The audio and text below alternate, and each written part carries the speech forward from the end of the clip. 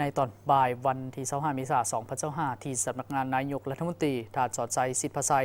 รัฐมนตรีประจำสำนักงานนายกรัฐมนตรีโฆษกรัฐบาลได้แถลงข่าวต่อสื่อมวลชนเกี่ยวกับผลของกองประชุมสมัยสามัญของรัฐบาลประจำเดือนเมษายน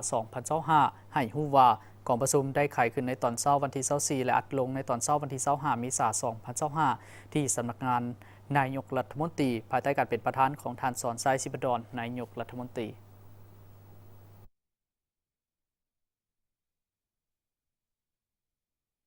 กองประชุมครั้งนี้ได้พร้อมกันคนครัวปรึกษาหารือประกอบคำเห็นและพิจารณาเห็นดีด้านหลักการหับพ้องเอาบรรดาหัวข้อสำคัญคือสรุปเวียกงานพ้นเด่นประจำเดือนเมษาและทิศทางแผนการประจำเดือนพฤษภาคม 2025ของรัฐบาลสภาพการเฉลิมฉลองบุญปีใหม่ลาวพ.ศ. 2568แผนการจัดตั้งปฏิบัติเวียกงาน3ต่างในระยะปี 2025 หา 2030ในนั้นการเก็บและหับเข้างบประมาณสามารถปฏิบัติได้ 24,325 ตื้อกีบเท่ากับ 71.16 ส่วนห้อยของแผน6 เดือนต้นปีเทียบในระยะเดียวกันของปีผ่านมาเพิ่มขึ้น 46.52 ส่วนห้อยรายจ่ายทั้งหมดปฏิบัติได้ 13,520 ตื้อกีบเท่ากับ 37.16 ส่วนห้อยของแผน6 เดือนต้นปีสามารถควบคุมอัตราแลกเปลี่ยนบ่ให้ดิ่งติ่งแหงเฮ็ดให้เงินกีบแข็งค่าขึ้นเล็กน้อยสามารถเพิ่มครั้งสำรองเงินตราต่างประเทศอย่างต่อเนื่องกุมกันน้ำเข้าได้หลายกว่า5 เดือนการแก้ไขหนี้สินภายในและต่างประเทศสามารถเก็บคืนหนี้สินจากบรรดาบริษัทได้จำนวนหนึ่งพร้อมทั้งสร้างแผนการเก็บกู้หนี้สินขึ้นใหม่นอกนั้นได้สุ่มใจการเก็บกู้ผลผลิตฤดูแล้งโดยเฉพาะข้าวนาแซงให้ได้ตามแผนและก้าเกี่ยมการผลิตฤดูฝน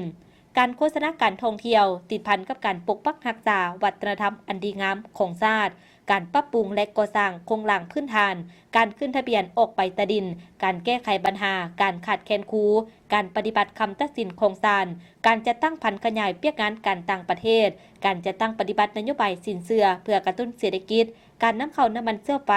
ปรับปรุงตลาดแลกเปลี่ยนเงินตราต่างประเทศคุ้มครองรายรับจากการส่งออกผ่านระบบธนาคารและเปียกงานอื่นๆก็ได้รับการจัดตั้งปฏิบัติและมีความคืบหน้าดีขึ้นเป็นเก่าๆพร้อมกันนี้ก็ได้สุ่มใส่การกำหนดพระบทบาทซับซ้อนประดากรมรวมทางเก็บกรรมบัญชีข้อมูลต่างๆที่เกี่ยวข้องเพื่อเฮ็ดให้กงจักรที่ได้รับการปรับปรุงใหม่เคลื่อนไหวอย่างมีประสิทธิภาพและประสิทธิผล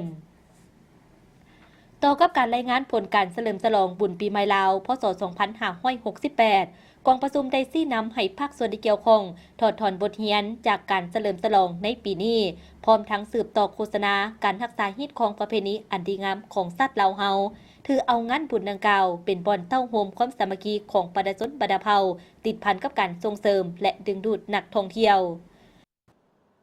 ได้สืบต่อรักษาเสถียรภาพทางด้านการเมืองอย่างนักแน่นสังคมมีความสงบและเป็นระเบียบเรียบร้อยโดยพื้นฐานการเก็บรายรับเข้างบประมาณสามารถปฏิบัติได้ 24,300 ตื้อกีบเท่ากับ 71% ของแผนการ 6 เดือนต้นปีเทียบใส่ปีเดียวกันของปีผ่านมาเพิ่มขึ้น 46.5% รายจ่ายทั้งหมดปฏิบัติได้ 13,500 ตื้อกีบเท่ากับ 37.1% ของแผนการ 6 เดือนต้นปีสามารถควบคุมอัตราแลกเปลี่ยนบ่ให้นิ่งติ่งแหงเฮ็ดให้เงินกีบแข็งค่าขึ้นเล็กน้อยสามารถเพิ่มคลังสำรองเงินตราต่างประเทศอย่างต่อเนื่องและกุ้มการนำเข้าได้หลายกว่า5 เดือนการแก้ไขหนี้สินภายในและต่างประเทศและสามารถเก็บคืนหนี้สินจากบรรดาบริษัทจำนวนหนึ่ง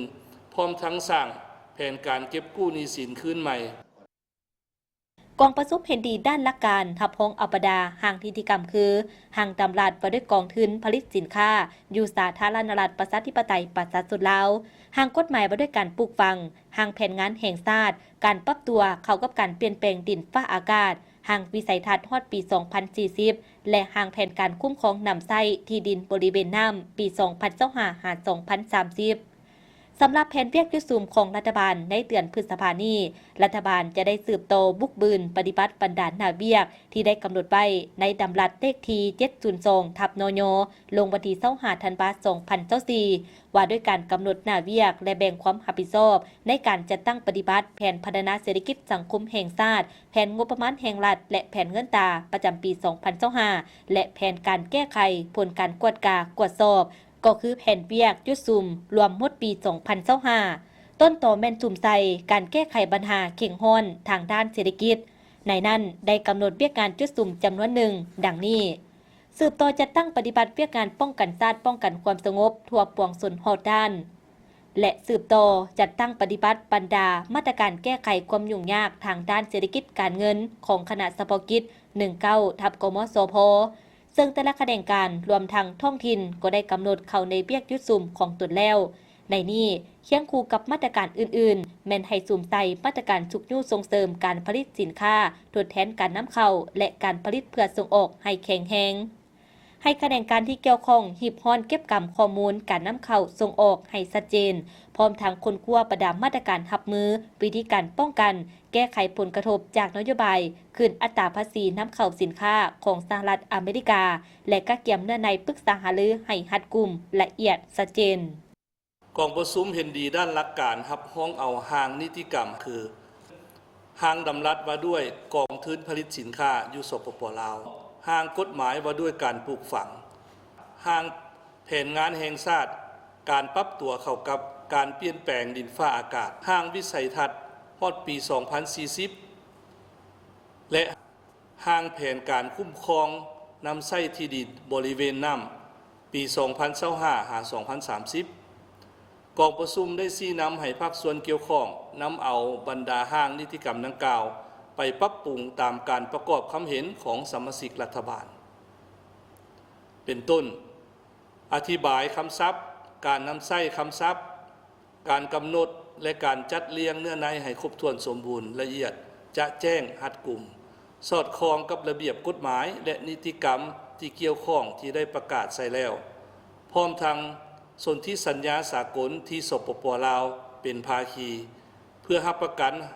ให้สามารถจัดตั้งปฏิบัติได้อย่างมีประสิทธิภาพมีประสิทธิผลและเป็นรูปธรรมภายหลังปรับปรุงสำเร็จแล้วให้เสนอผ่านห้องว่าการสำนักงานนายกรัฐมนตรีเพื่อเสนอรัฐบาลพิจารณา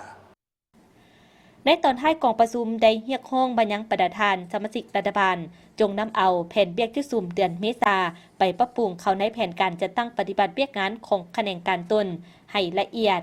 มีการแบ่งความรับผิดชอบให้การจัดตั้งบุคลากรแต่ละขั้นมีคาดหมายเวลา